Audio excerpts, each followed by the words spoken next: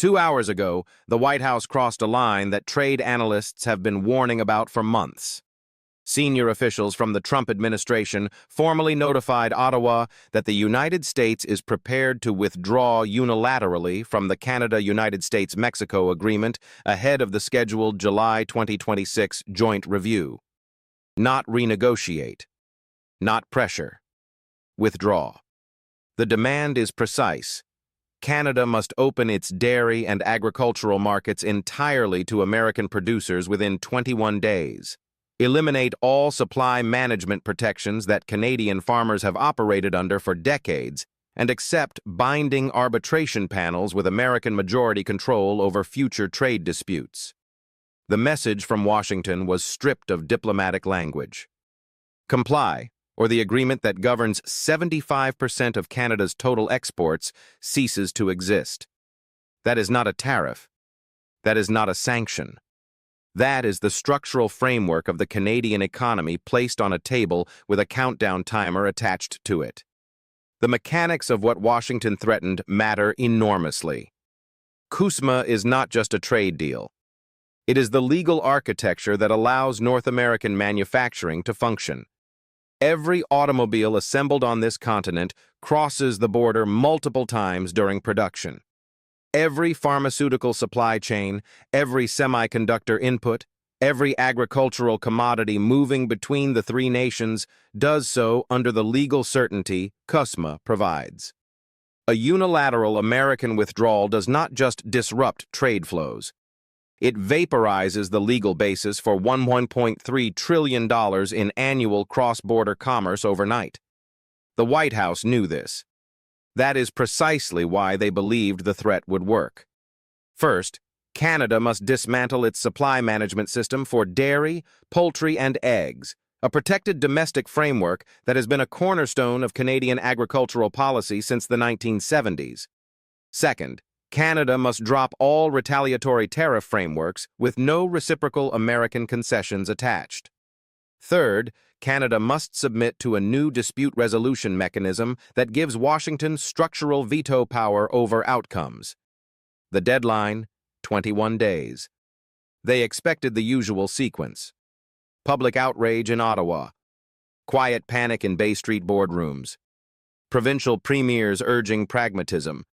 Back-channel signals from Canadian business associations asking for flexibility. They expected pressure to arrive before policy did. But this is where Washington's model broke down entirely. Mark Carney did not call. He did not send a back-channel signal. He did not emerge from a closed cabinet session with a careful non-answer designed to buy time. 45 minutes after the American notification became public, Carney walked to a podium in Ottawa. He carried a folder. He set it down. He did not open it. He spoke for 11 minutes without notes. He opened with one sentence that immediately circulated in every diplomatic channel on Earth. Canada has heard this before. We spent 12 months ensuring our answer would never depend on Washington's patience. What followed was not improvisation. It was execution. Carney announced 4 immediate measures. First, Canada is formally accelerating emergency trade framework negotiations with the European Union under the existing CETA architecture, redirecting agricultural and manufactured goods that currently flow to American markets. The Canadian Trade Minister had already been in Brussels for 72 hours. Those meetings began before the American threat arrived, not after. Second, Canada is activating pre-negotiated bilateral agreements with Japan, South Korea, and India, covering canola, wheat, barley, and critical mineral exports. These agreements were finalized in principle over 8 months. The buyers exist. The contracts are drafted. Ottawa is signing. Third, every American company currently operating under preferential procurement status in federal Canadian contracts is under immediate review. The estimated annual contract value under review exceeds $19 billion. Fourth, and this is the move that made Washington go silent, Canada formally notified all CUSMA partners simultaneously that it is invoking Article 34.7 of the agreement, the provision governing bad faith withdrawal threats, and pursuing binding international arbitration against the United States for economic coercion before any review deadline expires. Carney's legal team has been building this filing for 14 months. Every precedent documented. Every damage calculation prepared. The case is ready to file tomorrow morning. Here is what Washington failed to model. The supply management system Trump targeted is not a bureaucratic inefficiency. It is a price stabilization mechanism that keeps Canadian food costs predictable and Canadian farming communities viable. But more importantly, 85% of Canadians oppose its elimination, and no Canadian government that surrendered it would survive a confidence vote. That is not negotiation leverage. That is structural political reality. Washington demanded something Ottawa is constitutionally unable to deliver without triggering a domestic collapse. Carney made sure every news network on Earth understood that before markets closed.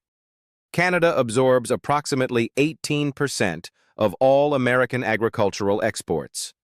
Removing CUSMA does not give American farmers a Canadian market. It eliminates the legal framework through which they already access it. The American Farm Bureau understood this within the hour. They issued a statement warning that CUSMA withdrawal would cost American agricultural exporters an estimated $26 billion annually. That statement did not come from Ottawa. It came from Kansas. The National Association of Manufacturers warned that automotive supply chains would face 90-day production halts if the agreement's legal framework collapsed.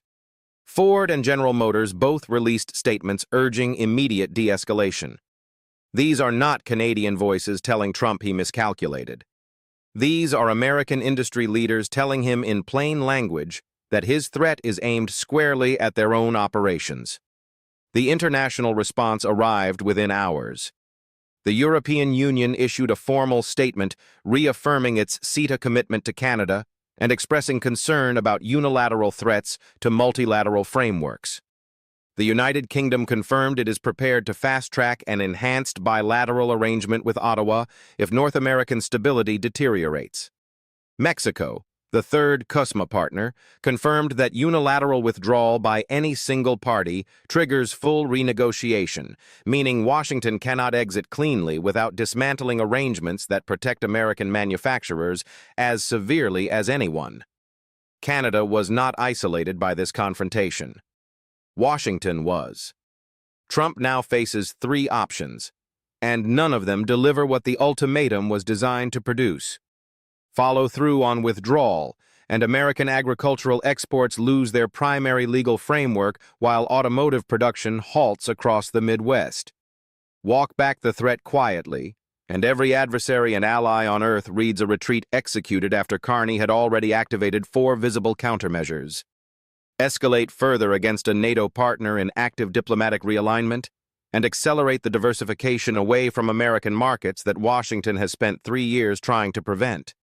Every path leads to a version of what Carney wanted from the beginning, a negotiation between equals, conducted without a gun on the table.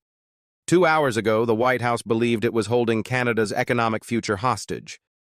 2 hours later, it is staring at a country that had already arranged alternative buyers, prepared legal filings, and coordinated with European and Asian partners before the threat was even delivered.